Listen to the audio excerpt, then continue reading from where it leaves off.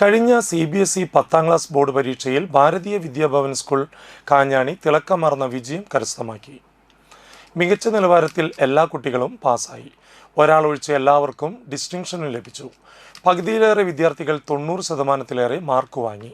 School ശരാശരി 88% മാർക്കിലെത്തി എന്നത് ഏറെ സന്തോഷം നൽകുന്നു എന്ന് പ്രിൻസിപ്പൽ ലേഖ കെ പറഞ്ഞു.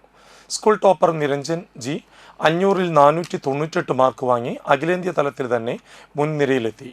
ഉജ്ജ്വല വിജയം നേടിയ നിരഞ്ജനെയും മാതാപിതാക്കളെയും മാനേജ്മെന്റും പ്രിൻസിപ്പളും അനുമോദിച്ചു.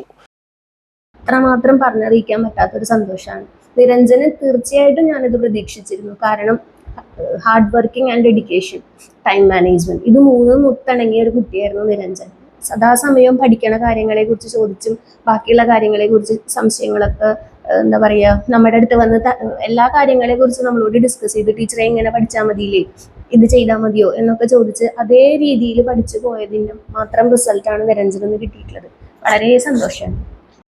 PTA പ്രസിഡന്റ് ഗിരീഷ് ജേതാക്കളെ അഭിനന്ദിച്ചു. കലാപരമായ താല്പര്യങ്ങൾ വളർത്തിയെടുത്തതുകൊണ്ട് മൊബൈൽ ഫോൺ ഉപയോഗം നിയന്ത്രിക്കാൻ കഴിഞ്ഞു എന്നതാണ് നിരഞ്ജന്റെ വിജയത്തിന്റെ രഹസ്യം.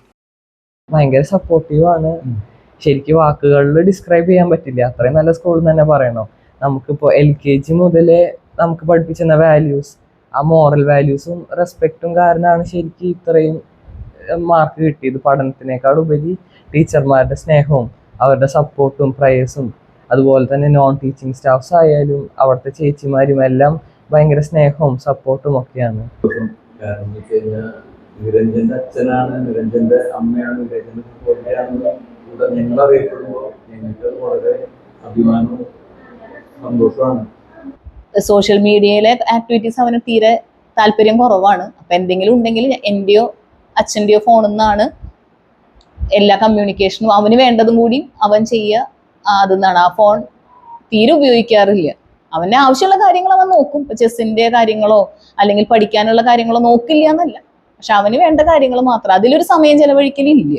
ഞാൻ സ്കൂളിൽ പഠിച്ചിരുന്ന സമയത്ത് എല്ലാവരും ഇന്ദുലേഖയുടെ അനിയൻ എന്നാണ് അവന് പറഞ്ഞിരുന്നത്. പക്ഷെ ഇപ്പൊ നാട്ടിൽ മുഴുവൻ അല്ലെങ്കിൽ ഓൾമോസ്റ്റ് എല്ലാവരും ഞാൻ അറിയപ്പെടുന്നത് നിരഞ്ജന്റെ ചേച്ചി എന്നുള്ളതിലാണ്. അത് കേൾക്കുമ്പോൾ ഭയങ്കര സന്തോഷമാണ്, അഭിമാനമാണ്. പിന്നെ അവൻ അത്ര ഹാർഡ് വർക്ക് ചെയ്തിട്ടുണ്ട്. ഈ പ്രായത്തിൽ സാധാരണ കുട്ടികൾ ചെയ്യുന്നതിനേക്കാൾ ഹാർഡ് വർക്ക് അവൻ ചെയ്തിട്ടുണ്ട്. വളരെ ഹാർഡ് വർക്കിംഗ് ആണ്. അപ്പൊ അതിനുള്ള റിസൾട്ട് അവന് കിട്ടി എന്നുള്ളതിൽ ഭയങ്കര സന്തോഷം. പ്രിൻസിപ്പാൾ, ടീച്ചർമാർ, സെക്രട്ടറി തുടങ്ങിയവർ മികച്ച വിജയം നേടിയ നിരഞ്ജൻ, വൈഷ്ണവ്, പാർവതി എന്നിവരുടെ വീടുകളിൽ പോയി മധുരം നൽകി സന്തോഷം പങ്കുവച്ചു. ചെണ്ടയിൽ പ്രാവീണ്യം തെളിയിച്ചിട്ടുള്ള നിരഞ്ജൻ അറിയപ്പെടുന്ന ഒരു തായമ്പക വിദഗ്ധനാണ്. കൂടാതെ തിമിലയിലും പഠനം തുടർന്നു വരുന്നു. ചെസ്സിൽ ഫിഡെ റേറ്റിംഗ് സ്വന്തമാക്കിയിട്ടുള്ള നിരഞ്ജൻ സ്പോർട്സിലും വായനയിലും തൽപരനാണ്. LKG മുതൽ 10 വരെ ഭാരതീയ വിദ്യാഭവൻ സ്കൂളിലെ കലാപ്രതിഭയായിരുന്ന നിരഞ്ജൻ ഈ വർഷത്തെ മികച്ച നടൻ കൂടിയായിരുന്നു.